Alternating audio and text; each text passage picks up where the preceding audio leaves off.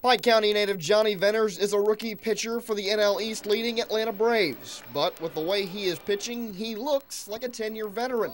He is 3-0 with an ERA of 1.3 in 45 games this season. I just want to be ready whenever they call, whether it be the 6th or the 8th, I just want to go out there and get people out and get ahead of guys and try to get the job done. And that has caught the attention of his teammates. His stuff might be the best in the game coming out of the bullpen. I mean, nobody throws 96-mile-an-hour sinkers from the left side that has the tilt and the depth that he does and the accurate. He's very he's accurate with his pitches. I grew up with Jonny Venters, did the minor leagues, and we always knew he had a good arm, and he's put it all together this year.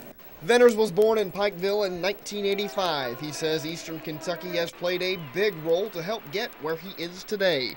I didn't grow up there, but I was born there. My parents grew up there, and I'm a big UK fan, so yeah, I played a part. My dad's kind of a country boy. And not only has Venters been a good fit for the Braves this season, manager Bobby Cox hopes he is a long-term fixture in the bullpen. In fact, Cox believes Venters could be the closer of the future for Atlanta. Having a guy like Jonny around for at least another 6 years or so, you would think, is pretty important to the organization. An organization that is sitting atop of the NL East and primed for another postseason run, which would be the first in 5 years.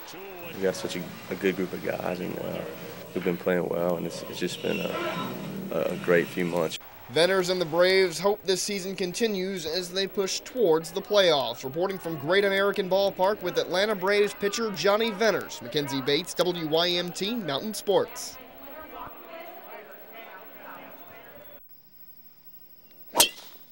Teams teed off this morning to begin the Pro-Am tournament. The executive vice president of the Duramed Futures Tour says it gives a chance for locals to play with the pros. This is our 3rd year coming to London, and I think I hope that the citizens of London recognize the fact that they have the stars of the LPGA in their backyard. Hannah Moore, who plays on the University of Cumberland's golf team, participated in the Pro-Am. Our coach asked us to play this year, so I've got a team with my teammates from Cumberland, and we're playing, hoping to win. More than 20 teams are paired up with a professional from the Duramed Futures Tour, and Calderon says this is just an 18-hole golf lesson. Here you are as an amateur, playing with a pro from the same tees, hitting the same shots, and looking at each other side by side, which I think is a phenomenal experience. Moore says learning from the pros helps with their game. It helps so much because where we play in tournaments all the time, we can get advice from our coach, but once you get comfortable with them, you really kind of block them out a little bit. So some new help helps. Sometimes they don't know how to play like certain shots and, like course management kind of stuff. Yeah, it's like, yeah, I'll tell you those things, a little bit of stuff like that. The 2010 Falls Auto Group Classic tees off Friday morning. Reporting from the Crooked Creek Golf Community in London, MacKenzie Bates, WYMT Mountain Sports. 145 wins, a winning percentage of more than 60%, and several postseason awards is a great resume for any coach. But those are reserved for Ashley Castle, a setter for South Floyd who has played on the varsity volleyball squad since the 3rd grade. I've been with them so long, we've played together since middle school. We had the same team. So they know what I'm going to do, and I know what they're going to do, how we're going to react to each team. Castle is close to reaching 2,000 assists in her career, something Coach Keith Smallwood says is not surprising since she began playing so early. When I first started coaching, it was always around me, and I'm like, I got to be careful not to step on her, and then it went from being that to the little kid that you expect to make that play. Because of that, she is one of the leaders on this Raider squad. If I don't keep us motivated, then I'm down, so every other body's going to be down. She's got a will to win, a drive, and she motivates people. She makes people around her better players. Not only is Ashley Castle looked up to as a leader for South Floyd, she's also the shortest player at 4'10". Castle says she uses her height, or lack thereof, to her advantage. It's hard playing short sometimes because when the pass is close to the net, I can't get a tip because I'm usually blocked. But I have gotten better at digging the balls out of the net and learn to play with my height. Smallwood refers to her as the little engine that can and hopes she will help this team earn a 15th region title. MacKenzie Bates, WYMT Mountain Sports.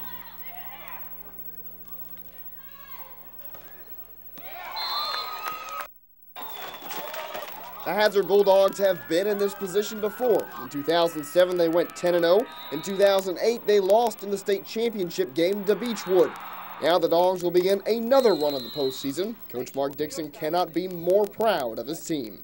The boys have really stepped up when they've been asked to, and when they've been in tight situations, they've answered the call. So, you know, we're excited to get to go on and play in the playoffs, and looking forward to our first game.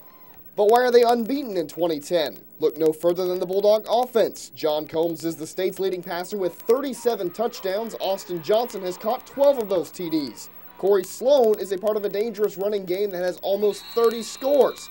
All of them say it is a total team effort to accomplish everything they have. My line's been giving me great time, and my receivers always catch the ball when I throw it to them. They make my job a little bit easier. And I mean, they make plays. It's easy to score when you got that good of a quarterback giving you the ball downfield, wide receivers blocking for you like they do. Like, yeah, we hope to ride it, and it ain't just me, the rest of the wide receivers. We're going to ride the whole team through the playoffs. Dixon says his team is more focused this week than he's seen all season. Sloan says guys are flying all over the place, making plays, and at the same time having a lot of fun during practice. Just turning up the intensity level in practice, you know. It gets cold, a lot of teams want to quit. They want to, you know, they're ready to go home. I want to play all the way to December. Playing at home during the playoffs has worked well for Hazard. You have to go back to 2003 to find a home playoff loss here at Daniel Field. Since then, they have reeled off 10 straight wins. When I asked the players about getting to Bowling Green, they said they're just taking it one game at a time. In Hazard with the Bulldogs, MacKenzie Bates, WYMT 57 Mountain Sports. At 4'6" junior from Michael, Kentucky, number 12, Lowe. Murray State junior forward Kayla Lowe made the most of her homecoming. On Saturday in a 74-65 loss to Morehead State, Lowe poured in a season-high 23 points against the Lady Eagles.